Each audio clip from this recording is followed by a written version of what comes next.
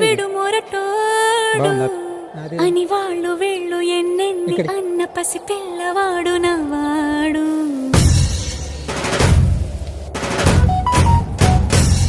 విడుముండోడు అని ఊరు వాడ అనుకున్న గాని మహారాజు నాకు నవ్వాడు.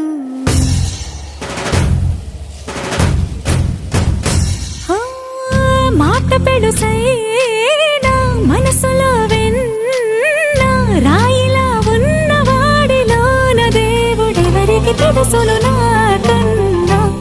సూసేకి అగ్గిరవ్వ మాదిరే ఉంటాడు.